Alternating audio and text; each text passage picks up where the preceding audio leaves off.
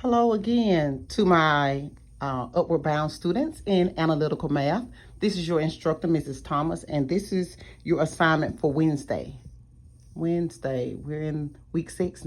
This will be our last week together, and I hope that you gained some helpful insight and some good time management skills as well in the process of learning math. All right, so today we're going to do simplifying radical expressions. So we've done powers of products as well as simplifying radical forms. So these last 2 days, I want to focus on being able to apply square roots and understanding how to apply and use them.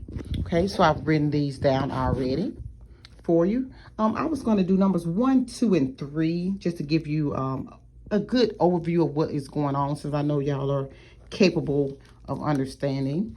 125. So I'm going to need your help. Give me 2 numbers that you can think of that will multiply together as far as in factors that will give me 125. So what I usually do is, if I can't think of something off the bat, I'll look at what is involved. Can I divide by 5? Can I divide it by 25? Okay, I can. 25 times 5 will give me 125. So let me come over here.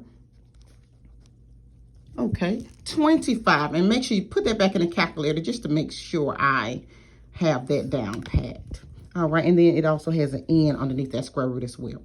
Okay, now I need some help. How would I break down the square root of 25? Because I have a perfect square, which is good, 5. So the square root of 25 is 5.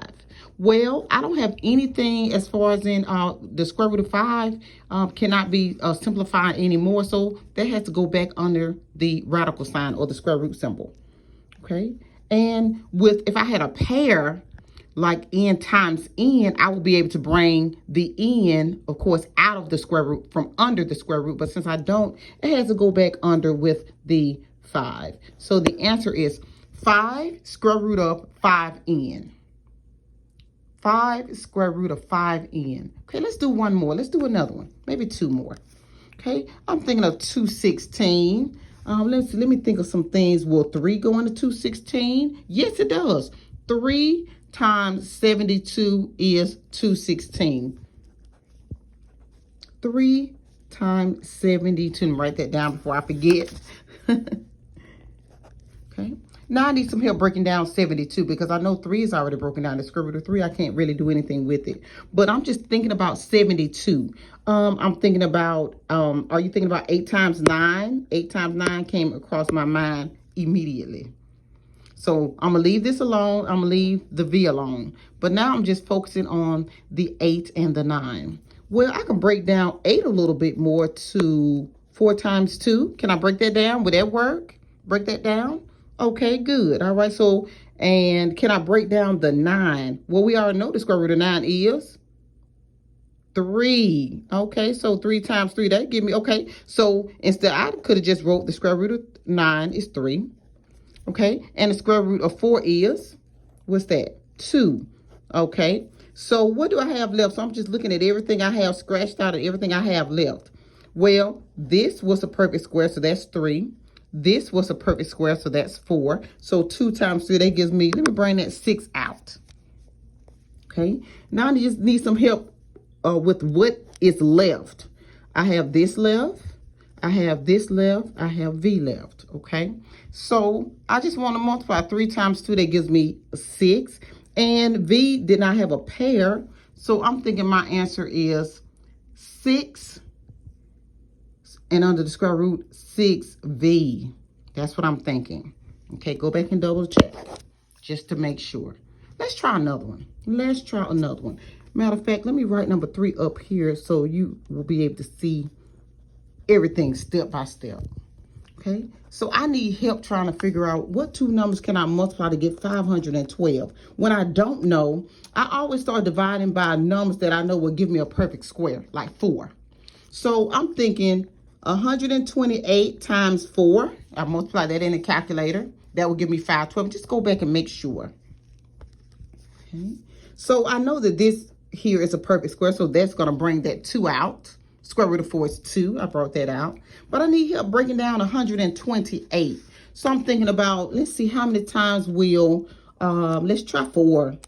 All right. 4 times 32. So let me break that down. 32 times 4. All right, we're just breaking it down step by step. Okay, well, this also is the square root of 4, which is 2. Let me bring that out. Okay, I'm just breaking things down slowly. All right, I'm thinking about 32. I want you to think about 8 times what? 4. All right, good. We're just breaking it down. Okay, all right, so the square root of 4 again gives me 2 that I can bring out. And I need to break down the 8. Okay, I need help bringing down the 8. So that would be the square root of 2 times 4 again. And we also know that the square root of 4 brings out a 2 again. Okay, and then I already had k times k. Okay, k squared. So let me multiply all of this up. I have 2 times 2 is 4. 4 times 2 is 8. 8 times 2 is 16. Well, what do I have left? Can I bring the k out or leave the k underneath the square root? Well, if you have a pair, just like you had square root of 4, for example, that's 2 times 2, okay, which the square root of that is 2. So if you need a pair to be able to bring it out in the front. So I have a pair. So instead of putting the k under the square root, I'm bringing the k right here next to the 16. And what do I have left after I've finished breaking everything down? I have 2 left. So 16k square root of 2 is your answer. Okay, so I have the first page will be your classwork. And the second page, numbers 15 through 30, will be your homework. Okay, because it takes some time to dive into these.